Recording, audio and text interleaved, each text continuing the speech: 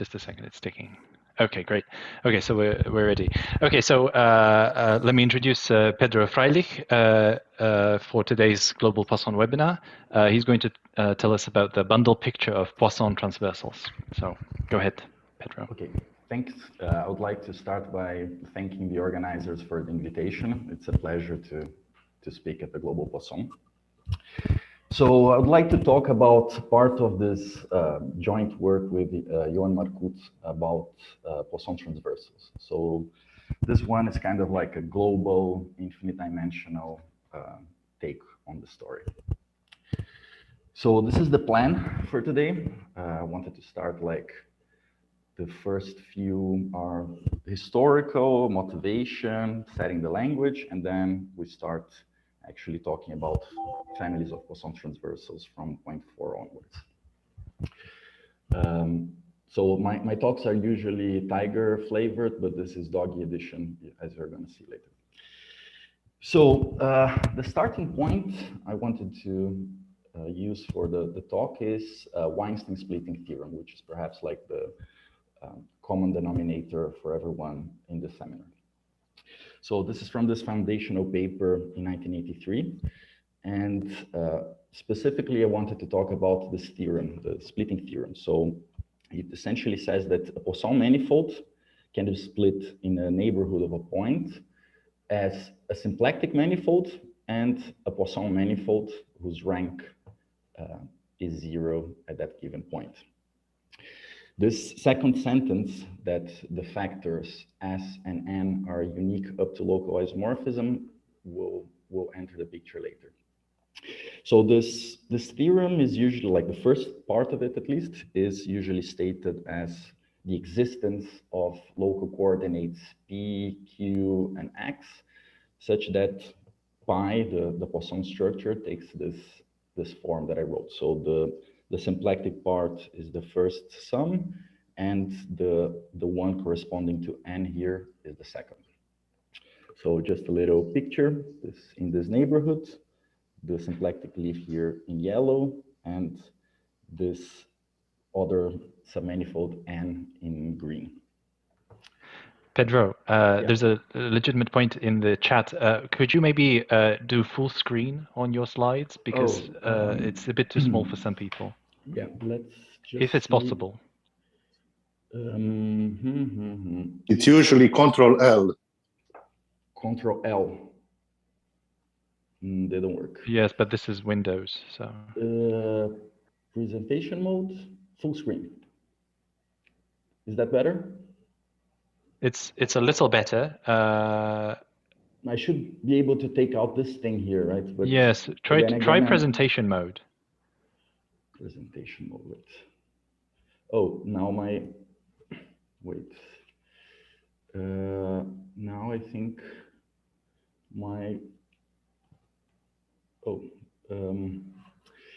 okay, I have a problem because the file and everything disappeared here. Okay, well then maybe it's okay. Pedro, I think you can try F10 if you're using Xornal, if I understand correctly. F10. To me, I'm that's the one that makes we're gonna like this is Ubuntu. Just I do use Ubuntu. That's why it looks similar to me, but doesn't work. F10. In my keyboard, F10 make the thing appear.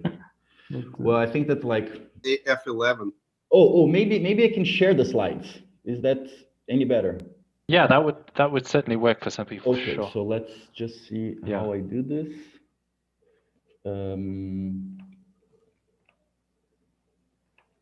You can just send them to me, and I'll share.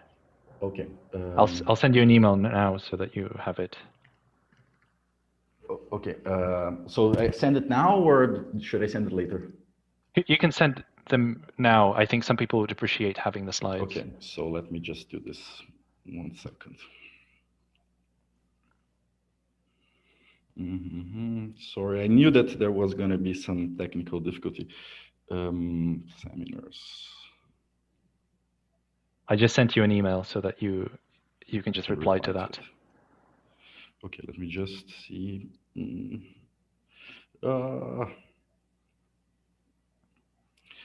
So this is. Damn it. It's okay. Yeah, it's okay. Don't worry about it. I think so. Okay, Those who struggle with the size a little bit, you can zoom in a little bit in the picture inside Zoom itself. You can find that. You can find that option. Anyway, okay. Pedro, I think just continue. I think we'll try to. Yeah. Okay. So, like the whole point here is that I want to take this submanifold N and like study it a little bit. Like it's the odd man out. The symplectic part here is the thing that will eventually give you the partition into symplectic leaves, and the one for which there is no great reason is N. So what are these submanifolds that inherit the Poisson structure, which enters into the splitting theorem? Well, this is something that you can already find in Weinstein's paper, the same from the splitting, but it actually goes back to Paul Dirac in the 40s. So these are Poisson transversals. That is a submanifold of M, and I will always look into closed embedded submanifolds, for which there is a splitting of the ambient tangent bundle along X into TX, and this subbundle, which I'll call the embedded normal bundle.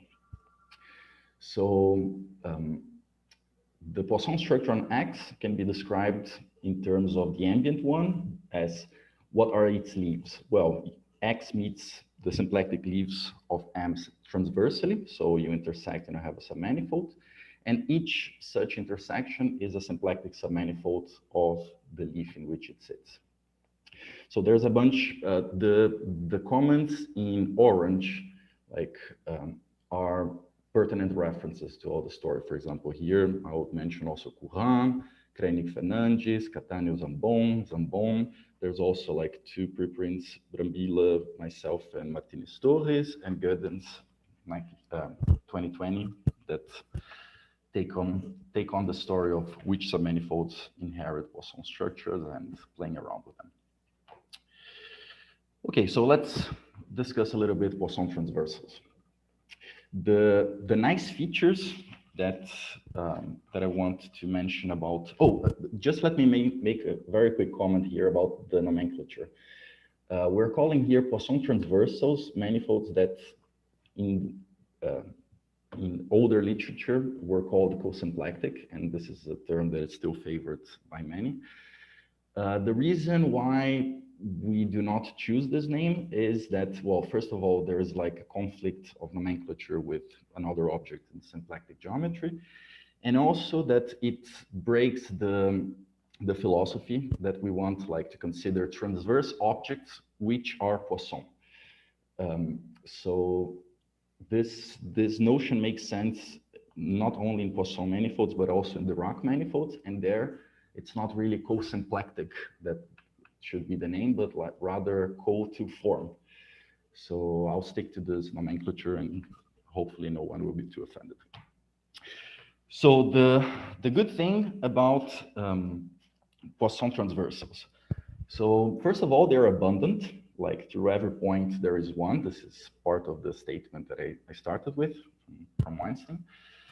And the other one is that submanifolds, and by the way, in the first one, of course, like not necessarily closed. So I'm kind of cheating in my nomenclature here. The second point is that submanifolds which are close enough to Poisson transversal are themselves Poisson transversal. The second property that is very useful for Poisson transversal is that they behave fantastically well with respect to Poisson maps, meaning that if I have a Poisson map from N to M, so this Poisson map here, and I have a Poisson transversal, then this Poisson map is automatically transverse to the Poisson transversal. Its pre-image is a Poisson transversal, and the restricted map is again Poisson. So this comes in quite handy in giving like arguments without dirt in your hands. And the third part, which is perhaps the most important one here is that a Poisson transversal determines the germ of the Poisson structure around it, by which I mean there is a normal form. And in order to explain it, let me just enter into Pedro? another, yeah. Sorry, so this very nice commuting diagram, could you say one word? Why is it so good? I mean, it looks kind of too good to be true, but so why is it so good? Probably there is a reason.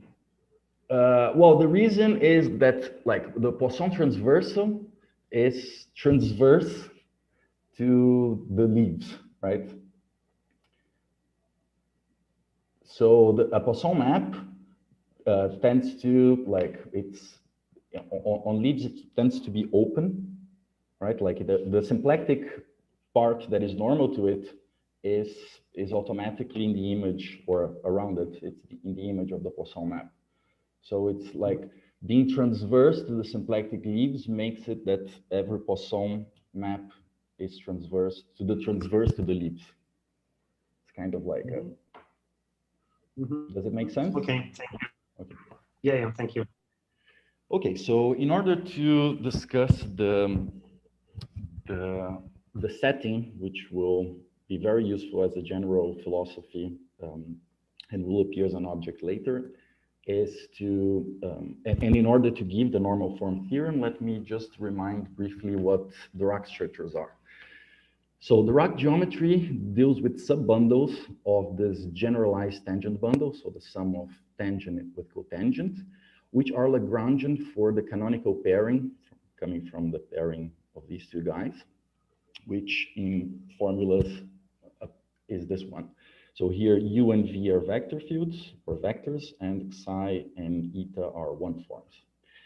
Now, we also require an involutivity condition on the space of sections, in that they should be involutive under this Courant-Dorfman bracket, which I wrote here. Now, the building blocks for the rock structures, and this is one of the reasons to talk about the rock structures in the first place, that these three objects that I'm going to mention, they coexist in the same level, are two forms. So if a two form, let me just make sure that I can write here. A two form omega, I can look at its graph, and this is the rock if omega is closed. For a foliation, well, this is supposed to be an n star. And for a bivector, I can look at its graph, and if pi is Poisson, this is a rock structure.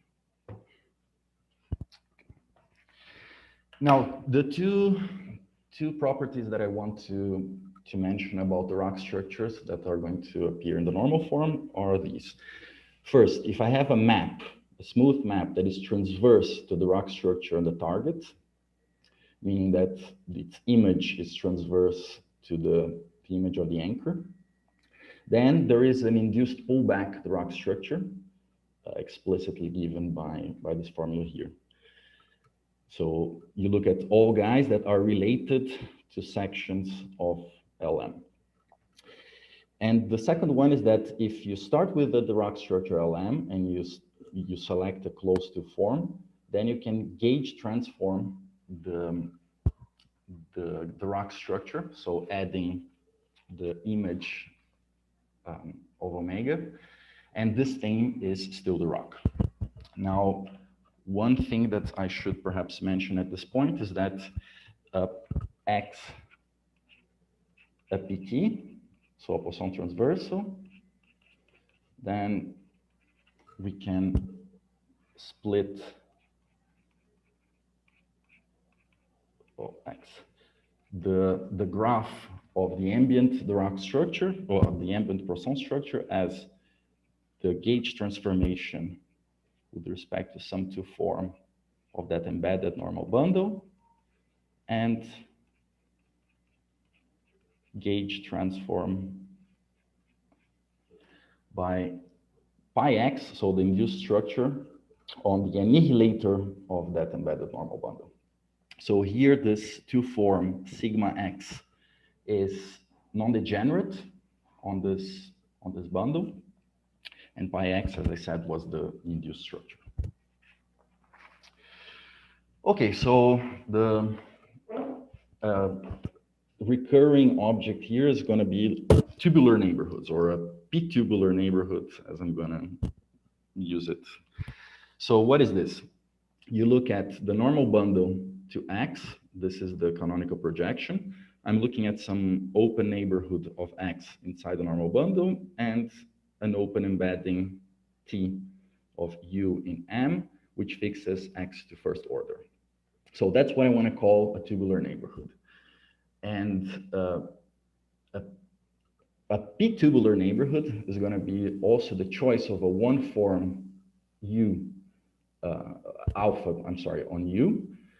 And the condition is that T, this embedding, embeds this Dirac structure into M. So what is this Dirac structure? Well, you have the Poisson structure on X. You can pull it back now, no longer as a Poisson structure, but as a Dirac structure to NX. Now the fibers have zero form, and you correct it by adding the two form omega to that. So this is, I think this normal form appeared in 2017, a paper by myself and Janut, and it has led to like some further developments in splittings in more general settings. For example, I'll mention Burstein, Lim, and Manneken, I think 2018, I'm sorry. Okay, so the story that I wanted to tell today is actually about smooth families of manifolds. By the way, you should just check what time it is. Smooth families of manifolds. So I want to look at a family of submanifolds, closed embedded submanifolds XB, parametrized by an auxiliary manifold B. So we actually want to talk about smooth families, and this requirement of smoothness, one could phrase it as the existence of a bundle,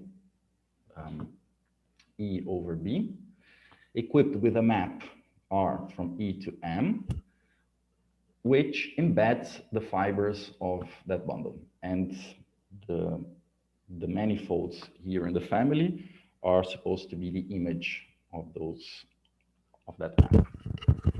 Now, this is a perfectly good definition in the compact case, but as the Poisson transversals we're going to discuss are not assumed to be compact, there is a slightly more stringent requirement. So for that, let me introduce here the object, which is the nonlinear Grassmannian of closed embedded submanifolds in M.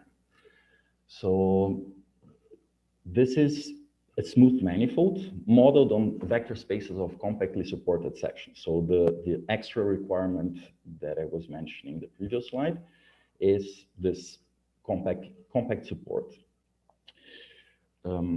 Now, I'm going to regard this as in the sense of convenient manifolds or convenient vector spaces as set up from Frejlich, Kriegel, and Micher. This is, I really don't want to get into technicalities here, but this is, so a locally convex vector space V, where smooth curves have a Riemann integral.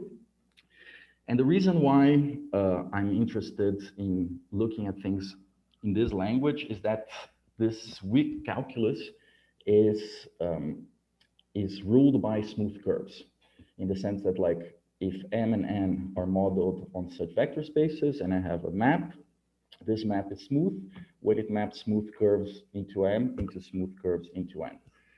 And a prominent role in this talk is going to be played by Hamiltonian curves. So another comment that I should perhaps make is that this notion coincides with the usual notion of smoothness in the Frejlich case. So we are not, when things are compact, we're not straying from the usual thing. And let me also add that there are other options to consider. for example, refinements of the C-infinity topology. This is mostly, I think, this reference here. But because of the absence of an analogous statement to this one, checking that the objects, very natural objects that you define are smooth, becomes much more of a pain. So that's my overarching reason. Okay, let me just keep tracking my own notes. Right. So let me describe quickly what's the structure that appears.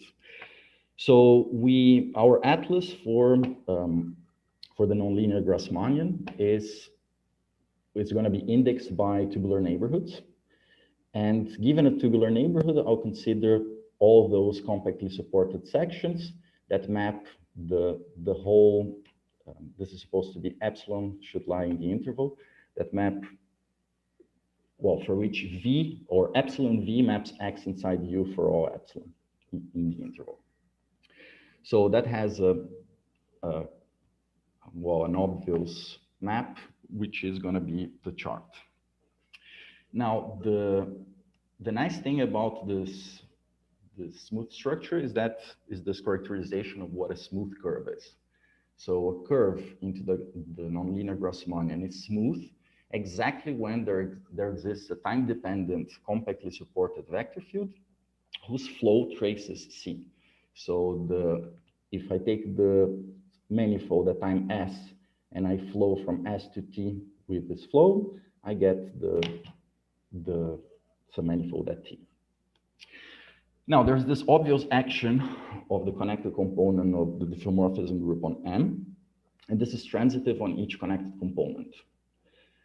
And the infinitesimal action, which we're going to use later, it's assigned to a compactly supported vector field V on M. The vector, well, at X, it maps it to, you look at this vector field along points of X, and you take the equivalence class in the normal bundle. And another point to mention is that this spans pointwise the tangent bundle to the nonlinear Grassmannian. Oh, sorry. Now, the bundle picture that we promised, it's, I want to introduce this tautological bundle. So just like in the usual Grassmannian, we have the tautological bundle, there is one in the setting too. So this can be regarded as a subspace of the product of the nonlinear Grassmannian with M. And it's made up of all pairs, manifold and point, where the point lies in the manifold. So the same, well, there's this functorial thing with respect to charts. So the same index, well, for charts of the Grassmannian, we can construct by just the diagonal, acting diagonally, we can construct a chart of the tautological bundle. And, oh, this is supposed to be taut, sorry. And what I'm going to call the universal configuration is this diagram here, where tautological goes via P to the nonlinear Grassmannian and via R to M. And observe that this diagram is modeled on this one. So compactly supported sections of the normal bundle times X, you can project it or you can evaluate it. And this is just what this thing looks like in charts. Okay, so it's useful. For example, from this thing, we see that the tautological bundle going to the Grassmannian is indeed a bundle. So should have like complete connections. And this sort of thing is useful to, it's useful to deduce from extra structure that one imposes on the ambient manifold. For example, a Riemannian metric on M induces a certain bundle map that I'm denoting by A, from the pullback of the tangent bundle of the Grassmannian to the pullback of the tangent bundle of M. It assigns, so W, if you remember, this is a section of the normal bundle, right? So A of W will map at a certain X, at a certain point in the tautological bundle, it will map to a vector that is tangent to that X at that point, and it represents that vector. So this map, if you just cross it with the identity, this gives a horizontal lift to the obvious Ehresmann connection on the tautological bundle, which set theoretically makes a lot of sense. It's just at a given point of the tautological bundle, it's just a pullback of the orthogonal to that submanifold at that point.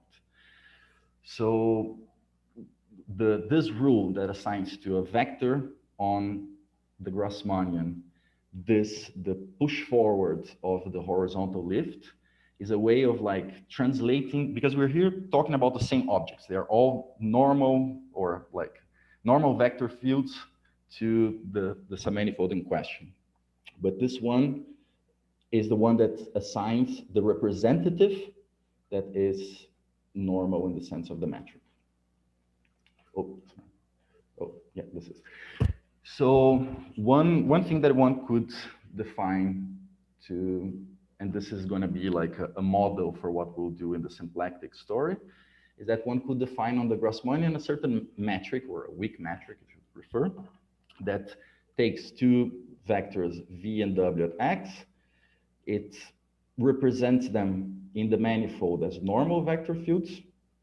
It computes the metric, the inner product between these two guys, and then integrates it against the Riemannian density that GM induces on X.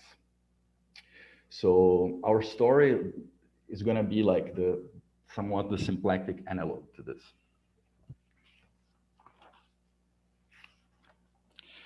Okay, so now we arrive at like the true object of interest. We want to, in a given Poisson manifold M pi M, we want to consider families of Poisson transversals. So I'm already going to start by writing this. So saying that this is a configuration of Poisson transversals means what? Well, this is a bundle, this is a smooth map, and it embeds the fibers of E as Poisson transversals in M.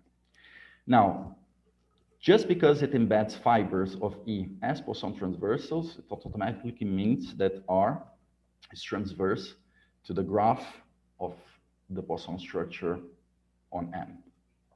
So we can look at the pullback, the Dirac structure on E of the Poisson structure on M, and its fibers are automatically Poisson transversals.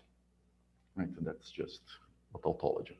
So this can be stated, well, that fibers are Poisson, all fibers of E are Poisson transversals, has this this description here as saying that the Dirac structure on E meets the Dirac structure corresponding to the fibers of P trivially.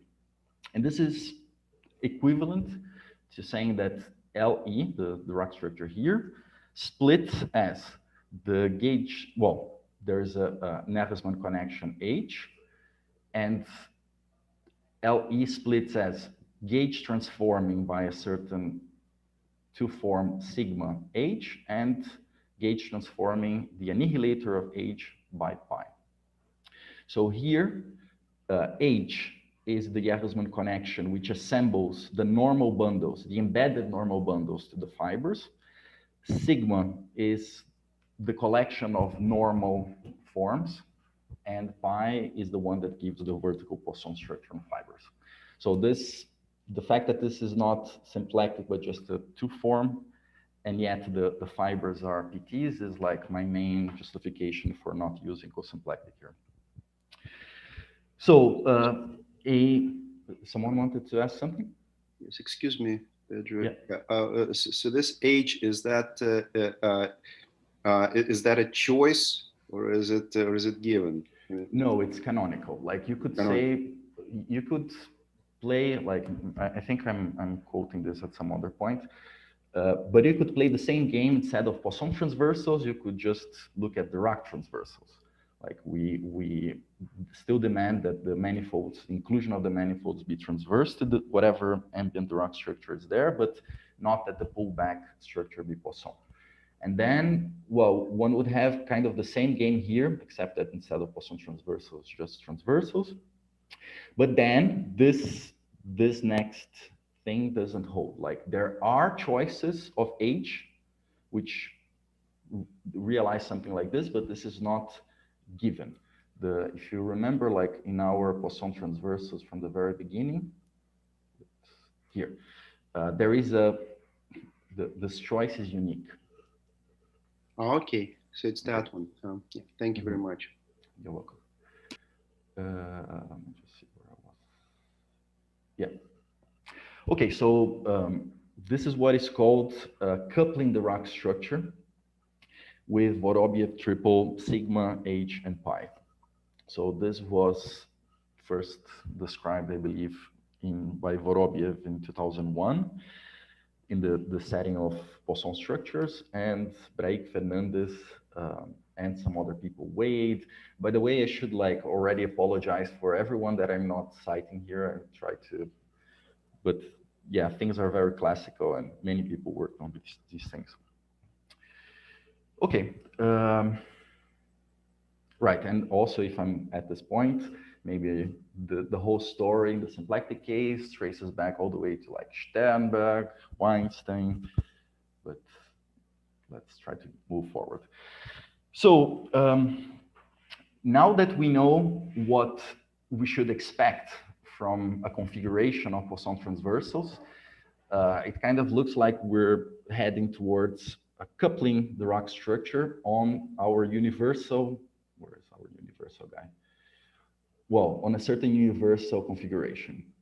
And let me just say that in order to avoid difficulties with cotangent spaces, which are a mess even in the Banach setting already, it's useful to take this equivalent point of view of couplings, which is an equivalent description of involutivity only, that a Vorobiev triple sigma H pi, the Lagrangian that you cook out of it is the Dirac exactly when the sum, well, this infinite dimensional guy, the sum of vector fields on base and functions on the total space, equipped with this bracket. So it's Lie bracket here, and then the Poisson one on functions, and well, that this is a Lie algebra. And in that case, the leaves of the Dirac structure, the coupling Dirac structure, are the orbits of the infinitesimal action of G on E, which assigns to a vector and a function. First, you lift, it's supposed to be just a normal H. You lift the vector field and you add the Hamiltonian of the function. So this is the symplectic form, or the presymplectic form, sorry. And what is the presymplectic form you put on it? Well, it's this guy, that it's essentially the difference between sigma and the Poisson bracket. Okay. Now, the nonlinear Grassmannian of all PTs, so now I'm restricting, so this is a subset of the nonlinear Grassmannian. This is an open submanifold in the nonlinear Grassmannian. So all the statements about M being, well, the bundle statement, etc., it all goes through, but it's useful to consider a slight refinement of the atlas that I had described. So we are going to index it by all p-tubular neighborhoods. So those tubular neighborhoods equipped with the form that give normal forms for X. And well, if you consider the previous chart that I was describing, and you take any element of that chart, the pullback of this, the model Dirac structure by it, namely this guy, is Poisson precisely when this endomorphism, identity plus the form, or D of this one form composed with pi x, is invertible. So that's the smaller charts that I'm going to consider. Those elements of the previous chart for which the path to zero of these endomorphisms are all invertible and the charts are the same. So this is what I'm going to call the universal configuration of Poisson transversals. This tautological bundle going to PT and going to M. Now, the one very important object that arises here is that the space of compactly supported functions on M, well, there's Lie algebra, there are Lie algebra actions of this guy on both PT of the Grassmannian of Poisson transversals and the tautological bundle. This is just, yeah, this comes from that previous action I think I mentioned before. Yeah, this guy, but using the Hamiltonian vector fields. Cool. Right, so from this we can define straight away the vertical Poisson structure on the tautological bundle by considering on such charts these bivectors and observing that they glue into a vertical Poisson structure on the tautological bundle, and has obviously the property that it restricts on each fiber of the tautological bundle, which is tautologically identified with the point itself. It's a Poisson diffeomorphism onto X with the given structure it induces from M. Okay, so just as we had with the extra structure of Riemannian matrix, we also get a bundle map here, but instead, so it goes from the pullback of the tangent bundle of the Grassmannian of PTs to the pullback of the Dirac structure on M. So the value at a certain vector on X computed at XX is, well, it's going to be a section of this guy that lies in the normal bundle and the annihilator. So, and again, it's the one that represents the vector itself, like the anchor of it represents the vector. So this is smooth. And by the way, I'm kind of like perhaps hiding, like in the absence of any good calculus or usual tricks from finite dimensional manifolds, these statements are kind of like, you have to prove them separately, but I'm trying to spare everyone from technicalities. And just as in the previous construction, if you pair this guy with, if you cross it with the identity, you get the horizontal lift of a certain Ehresmann connection, which is just set theoretically, it was the obvious one, pulling back the embedded normal bundle of the given fiber at that point. And well, in terms of the infinitesimal action that I was describing here, the value, well, what the horizontal lift does to the vector field induced by a function f is just, well, subtract from the action or the corresponding vector field on the tautological bundle, the vertical Hamiltonian corresponding to pulling back this function by R. So it's kind of like exactly what you would expect. Okay, so the last component missing in the description of the Vorobiev triple is the two form, right? The horizontal two form. Now there's a clear choice of what it should be at the point. So on fibers, along fibers of the tautological bundle, you can just pull back the sigma x, which again, remember that it only exists along X and M. so you can look at this family of fibers of two forms along fibers. They are automatically horizontal by definition, and you can see that they are smooth by just observing this equation. So evaluated on a pair of horizontal lifts, this is just the canonical inner product where you take anchor and co-anchor of these two guys. So in terms of the action of compactly supported functions, this is the two form is a curvature. Well, that's kind of like clear, but it's the difference.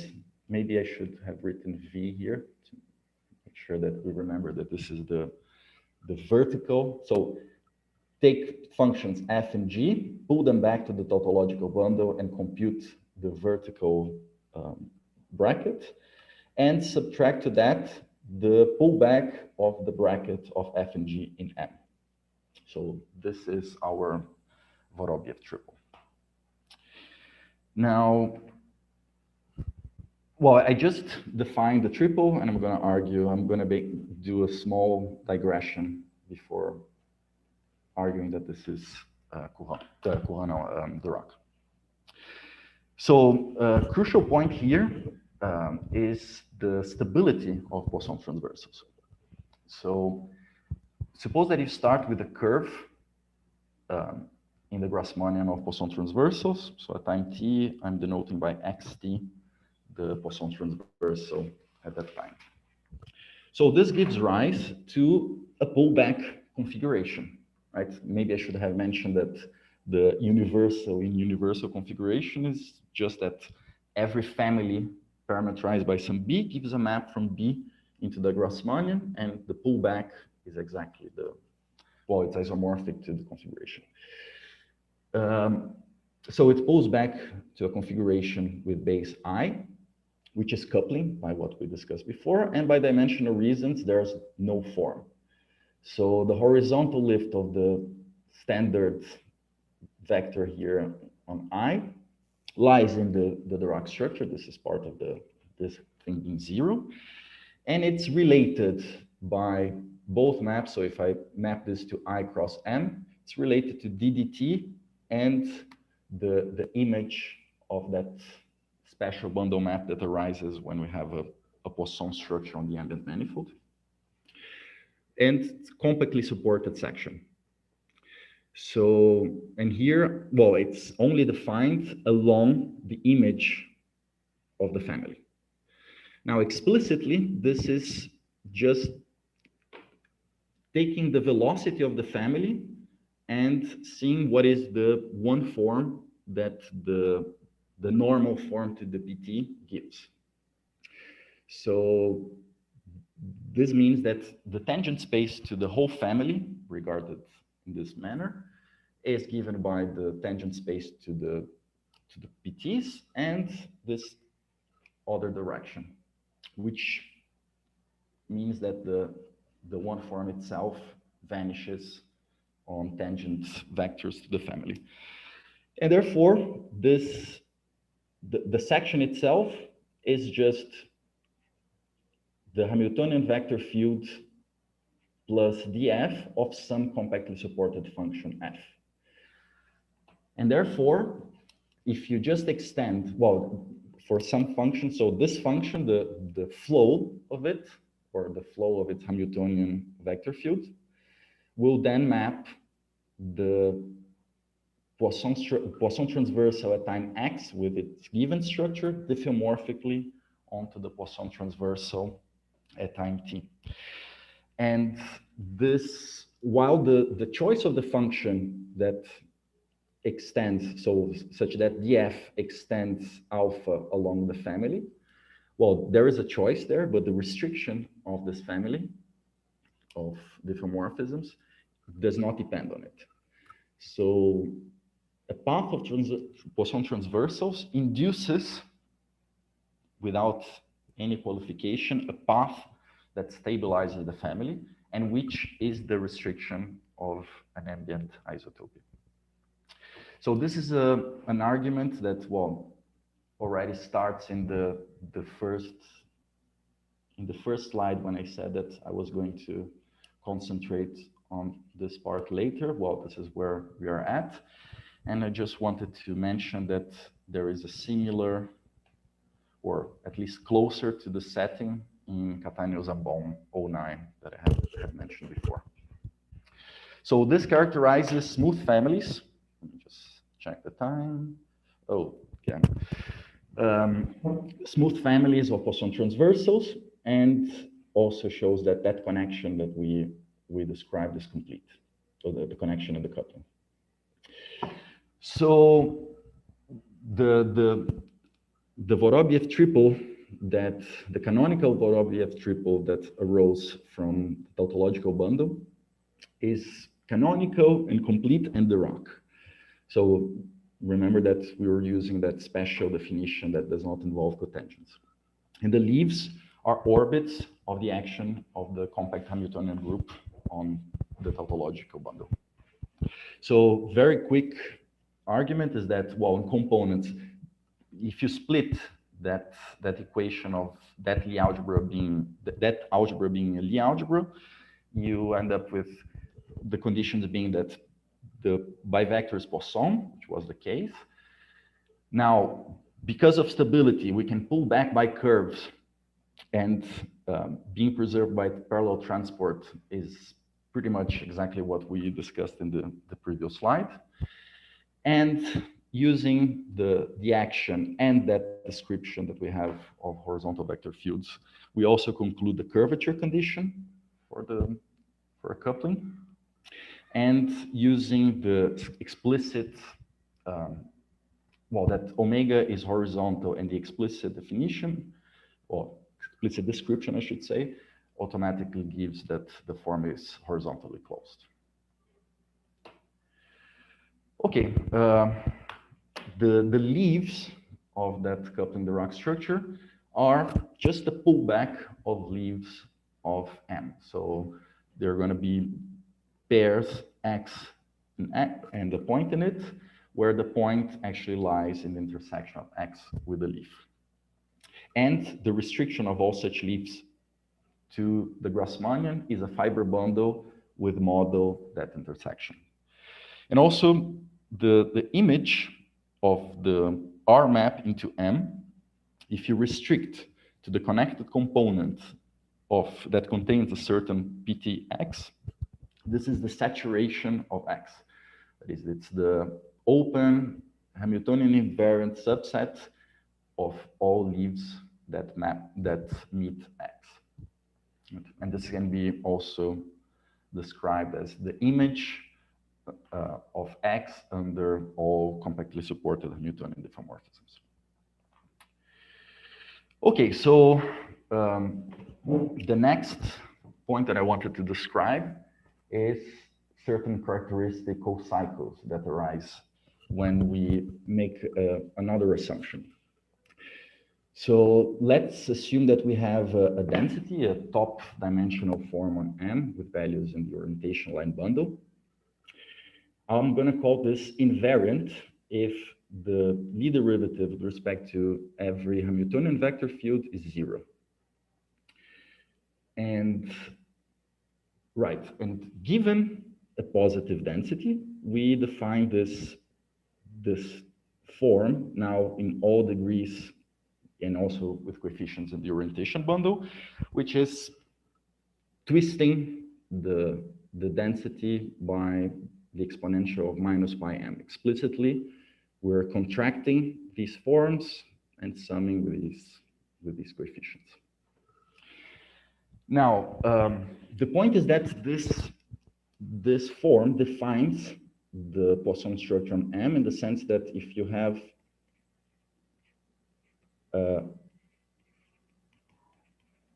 an equation like this, so this is 0 exactly when U is pi m psi. Also, this form is closed when the density is invariant, and it restricts On every Poisson transversal, when you pull back the form to the Poisson transversal, you get also a defining form for it.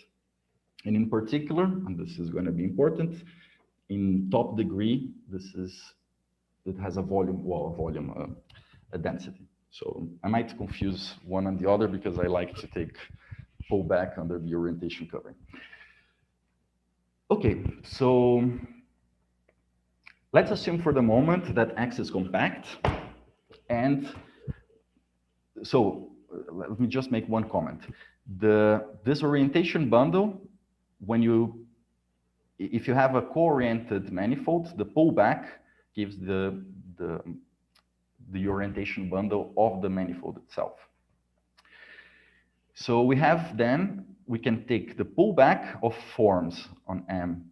So this goes to omega of tau and the pullback of M. And then we can fiber integrate to go to an actual form on the Grassmannian. So yeah, I'm going to denote the composition of these two by GR, maybe unwisely. And the form that I'm interested in, this eta, is the image of the defining form for the Poisson structure on M. So just a comment that it lives in even degrees. And I'm going to call these the characteristical cycles of Poisson transversals on M. So explicitly, so this is the definition, but if you just remember that the fact that I just mentioned at some point, yeah, this one,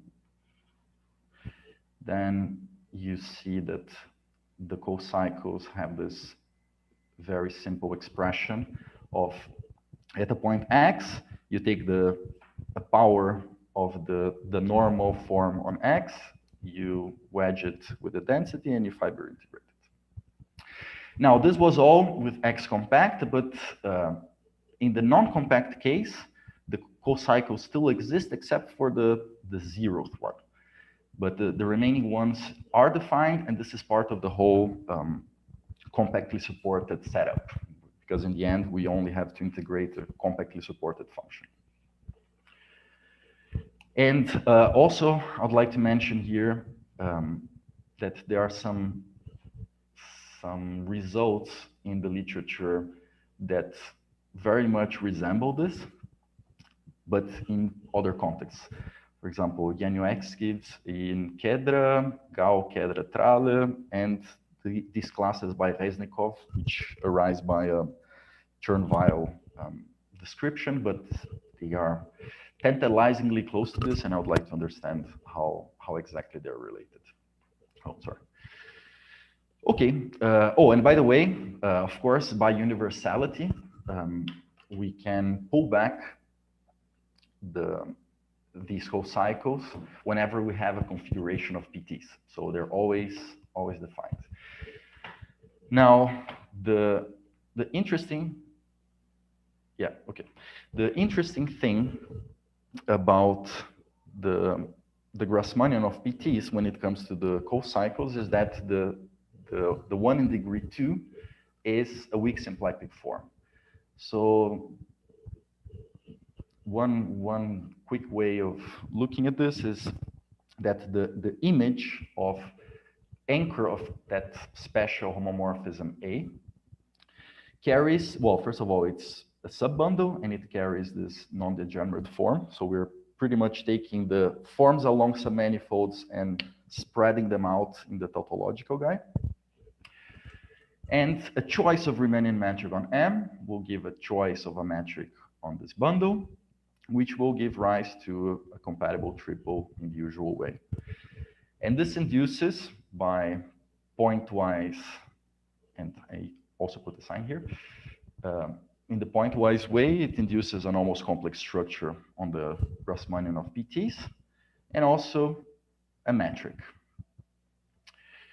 And then one just checks that the degree 2 form, or that degree 2 co-cycle I should, yeah, at the point X evaluated at two vectors V and W is the metric, well, it's a compatible triple. That's what I wanted to say.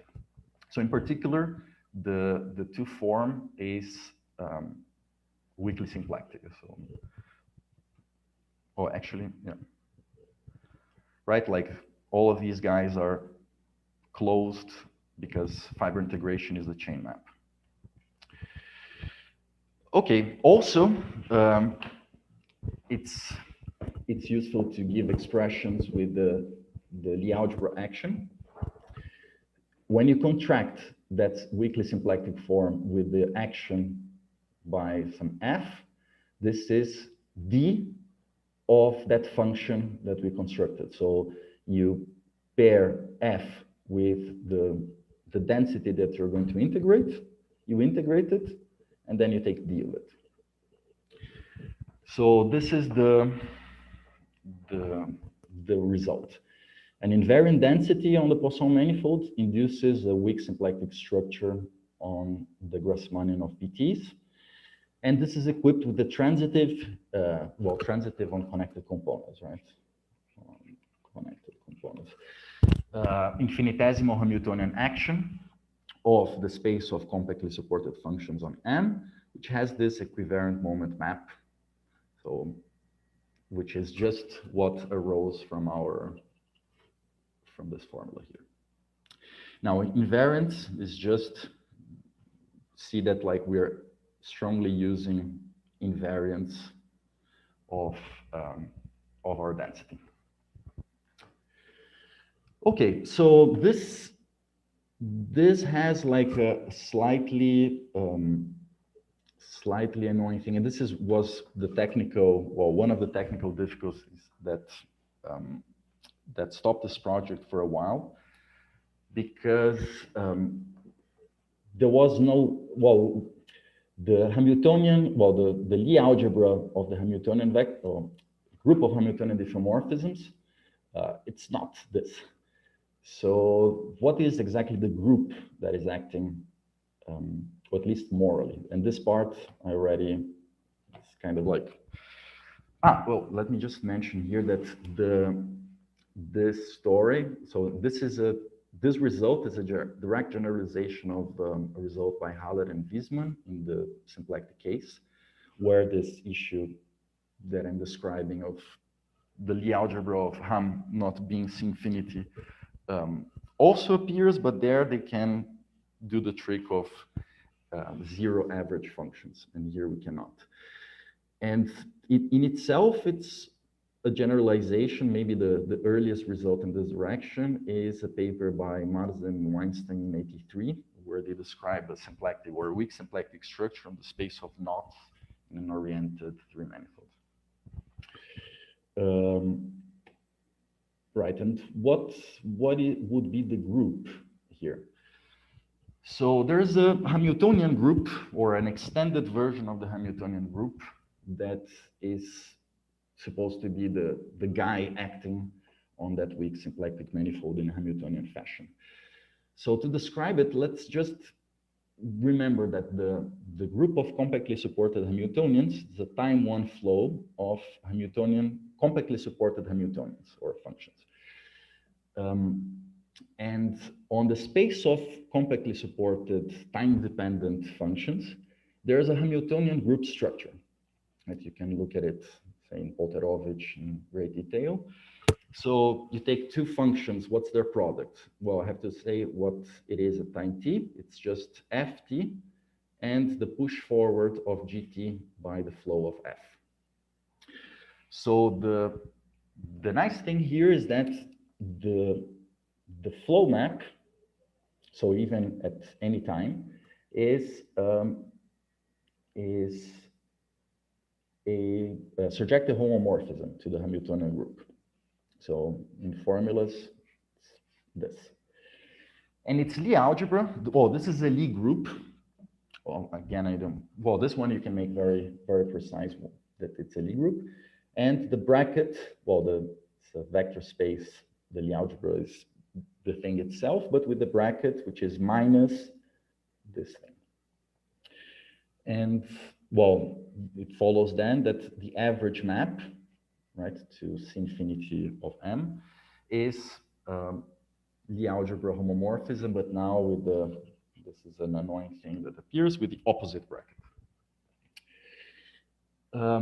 Now, functions with a double parameter, they have a canonical variation map.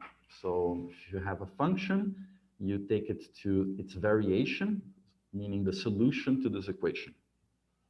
This is, so its flow traces the flow of, well, the variation of the T flow. And well, you can also describe it in this way. So how, if you take the derivative of a certain pullback by T, that's it. It's F which appears. If you take it by the other parameter, it's the... Pedro? Yeah. So is it some flatness condition? Tell me again. Is it some flatness condition? So this equation, yeah. Well, this one is more like this. Like imagine that we have T and epsilon as parameters here. So I can look at the T flow. Say I fix some X and I'm looking at the T flow of something. This is really variation of parameters. And then you have like this element here gives you the paths where you're kind of like going the epsilon direction. So what I'm saying here is that if the horizontal lines here are flows of F, then the flow of this variation of F, so the variation of this path of diffeomorphisms is itself Hamiltonian and given by... But it's consistent with, it looks like you are defining some kind of flat connection on that sector, on that triangle, with values in your Hamiltonian Lie algebra. Could it be? Yeah, well, in a way, this is the Morey-Cartan equation for like forms. Yeah, I mean, I think you can give a description as a certain bundle over the square, and this is a flat connection on that thing. Okay, thank you.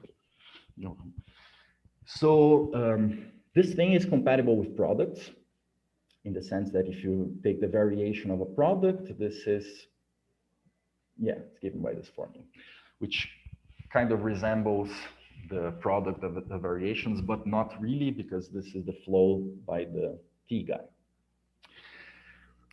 Well, these ideas, right, are, I think I mentioned this is from Dustermatt and Kolk, Catano and Felder, Kreinig, Fernandez, Weinstein. There's a lot of people that I learned these things from. Just to mention that, like, there is this, Dustermatt and Kolk also discussed this. You can consider pointwise products or concatenations. And for example, the construction of the Weinstein groupoid given here takes the blue picture. So we are flowing like this, and then we concatenate. But in the setting, we're looking at doing the pointwise product. So here the story is yeah. How much longer do you think you need? Oh, sorry, I knew that this was going to happen. I think very little, because here I'm already like in my hand waving. Okay, perfect. Okay, good. So here the story is kind of similar. We have call a homotopy between two time-dependent functions as a guy in the square whose variation vanishes at the endpoint and restricts to the given guys on the sides.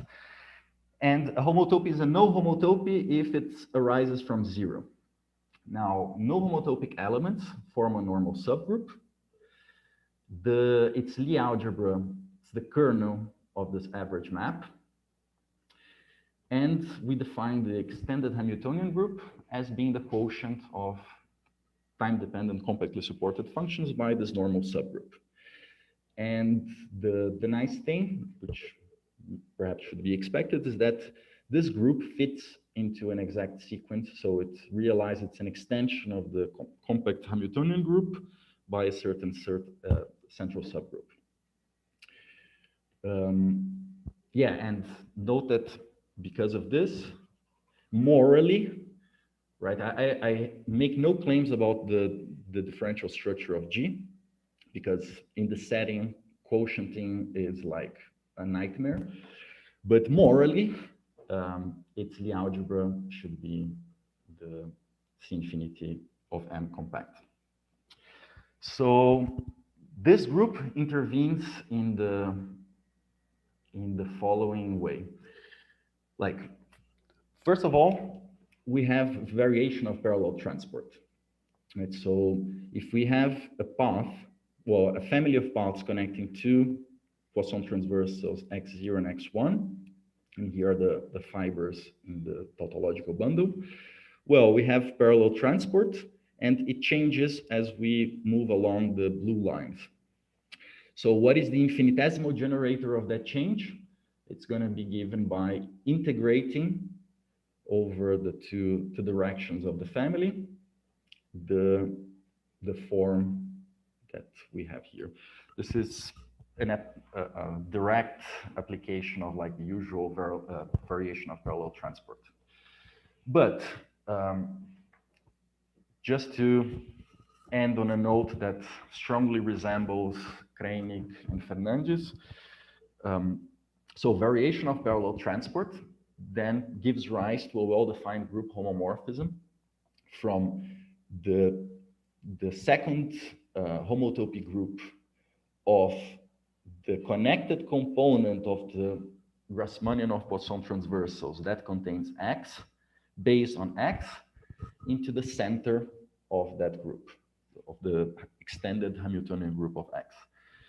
And how does one see this? Well, take this is supposed to be a whole sphere. You realize the sphere in the, well, these differential equations prefer like more cubical things than round. We look at the square where the sides are all identified into X. This is the F that I'm choosing is the one that gives the parallel transport. So at time t restricted to the t transversal, it's constant. And I take the variation of this Hamiltonian realizing parallel transport, restricted to the end side and restricted to X, and then I take its equivalence class in the extended Hamiltonian group. And so just to say that like this group appears in two ways, like morally, it's the group acting on our Grassmannian in a Hamiltonian fashion, and second, that it's the target of monotony. So thanks a lot for the attention, and yeah, and I would also like to thank my stern revisor who gave much feedback to this talk. Wow. Okay, thank you, Pedro. Let's give Pedro a round of applause. So are there any questions? Please, if you have a question, you can either raise your hand or feel free to unmute yourself and speak. So Dima, I see you have your hand up. Go ahead. Hi, Pedro. Dima here. Hey, Dima. Yes, so my question is, at some point you assumed the existence of an invariant density. Mm-hmm. So does that mean that, you know, to have that weak symplectic structure? So does it mean that from the discussion from that point on applies only to unimodular Poisson structures?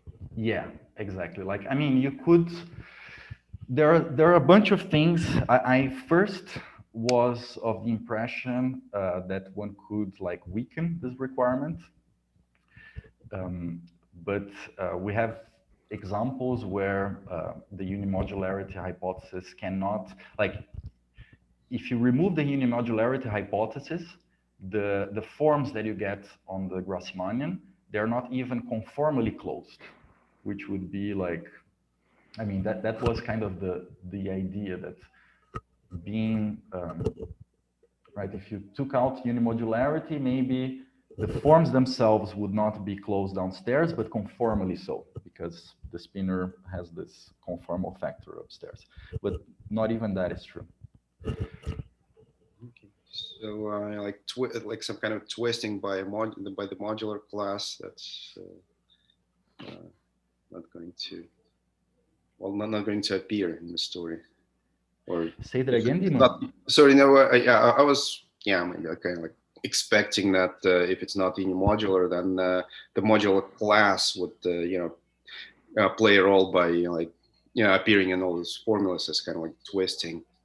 Are you saying that if it's not unimodular, then you basically get nothing?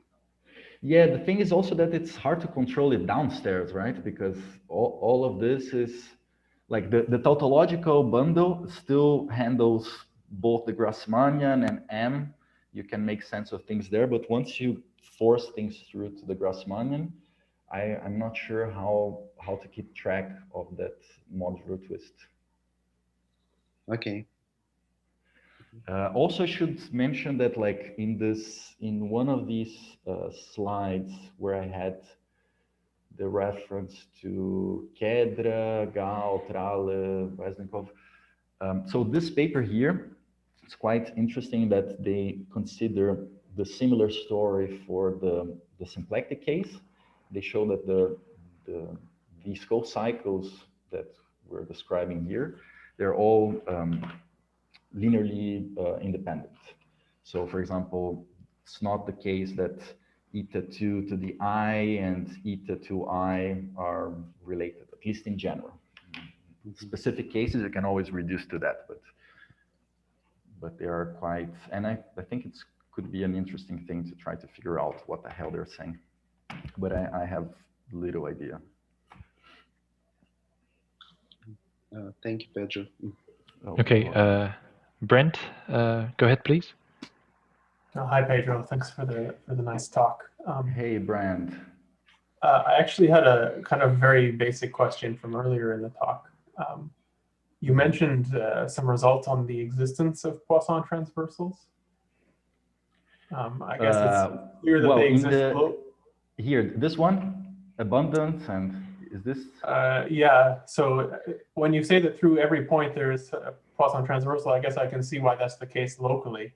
Yeah, it's local. Okay. I mean, but what about global existence statements? Do we have any? So global existence, I think it's a very complicated issue. So there's this paper with Ionuț on the homology class of Poisson transversals, where we show that in the unimodular case, for example, which is the context here,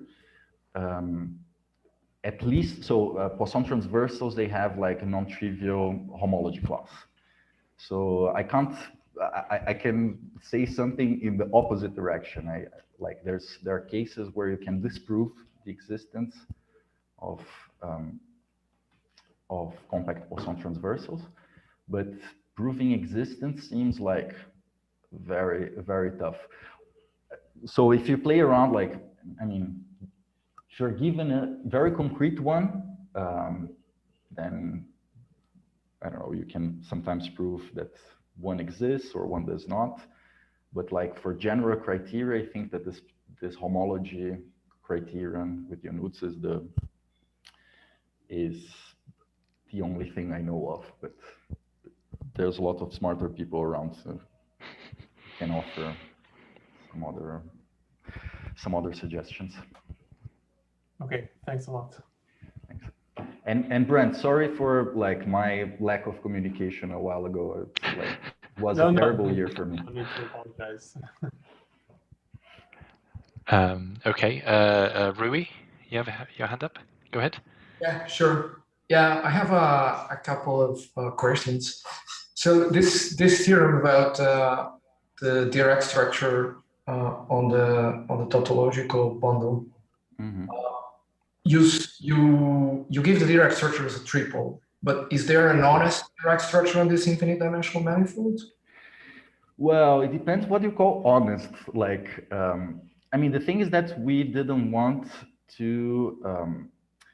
The problem is I'm avoiding at all costs cotangent things. Like things are way too subtle. The cotangent bundle in this convenient setting, I'm not even sure if it has a smooth structure. And if it has like 25 different versions of it. So it was all a ploy to not mention anything cotangent. And then talking about the Lie algebra, let me just go to the giving a Lie algebra structure that only involves functions and vector fields. This seems like the lazy man's option. Also, I should mention here that like if one were to even generalize this, what a coupling Dirac structure is to bundles on convenient manifolds, this would be the wrong definition. Also because, I mean, here I'm very much using the fact that the fibers are finite dimensional. So those having a Poisson bivector, a Poisson bracket, they are equivalent.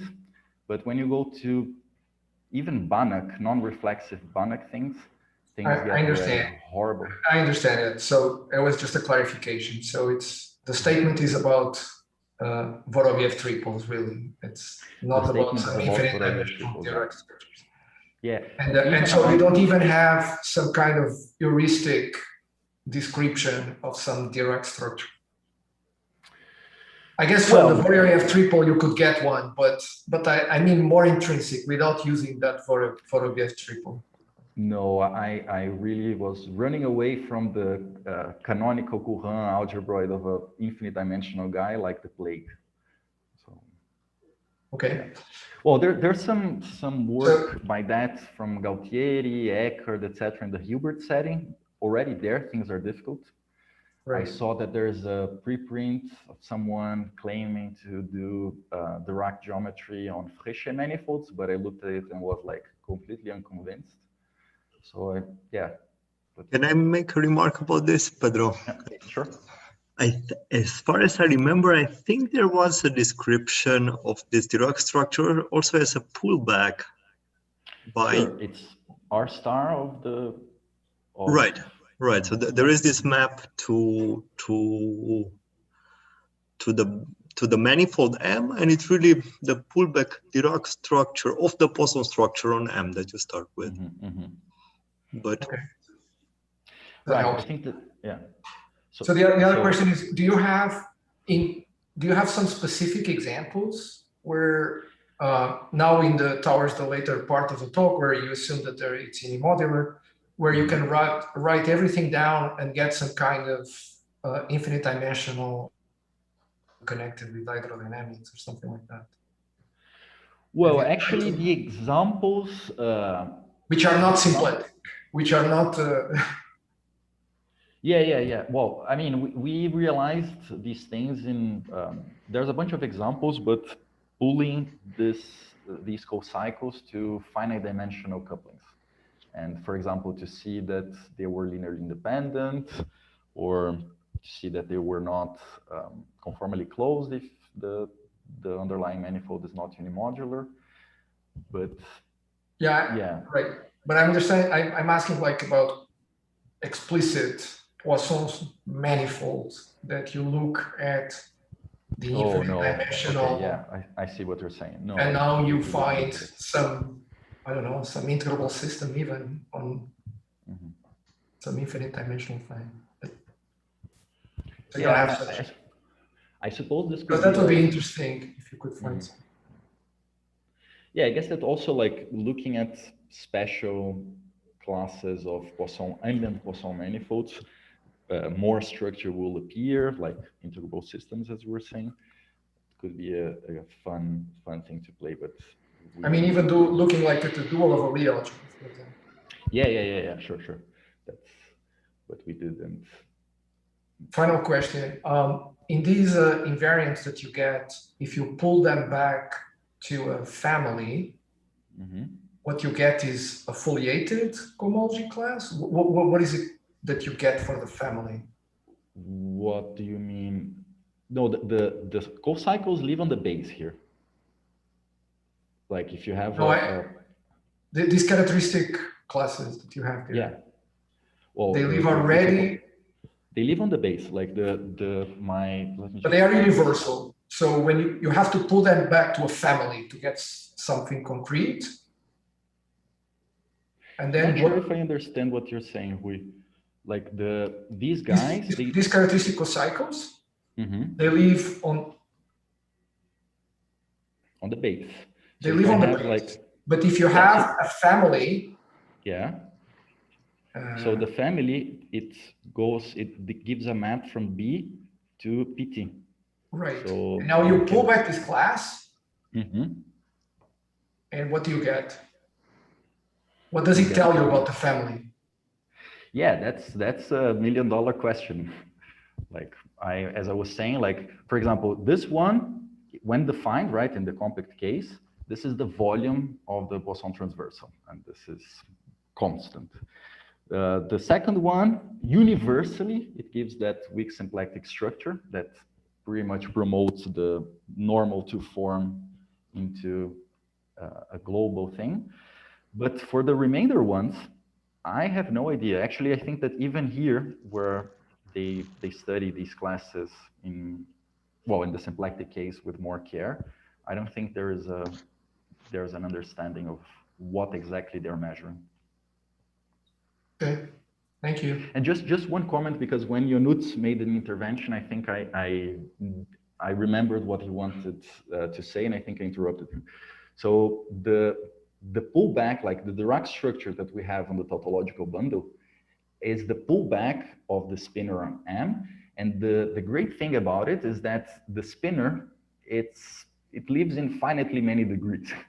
So this is not a general Dirac structure on the tautological bundle. It actually, like, one could I expect that one could study the sort of like finite codimension Dirac structures on the space. And for that, I could believe on a Courant Dirac-like description, because you're essentially pretty much avoiding all the mess. But again, we didn't go into that. Okay, thank you. Thank you, Rui. Okay, so if there are no further questions, then let's give Pedro another round of applause. Thank you for the talk. And I remind everyone that this was our final Global Poisson webinar of this academic year. We're now taking a summer break until probably September. And we hope to see all of you back and have a good break. Yeah. Have a nice summer. Yeah, nice summer for everyone. Bye, everyone. Bye-bye. Have a nice summer and stay safe.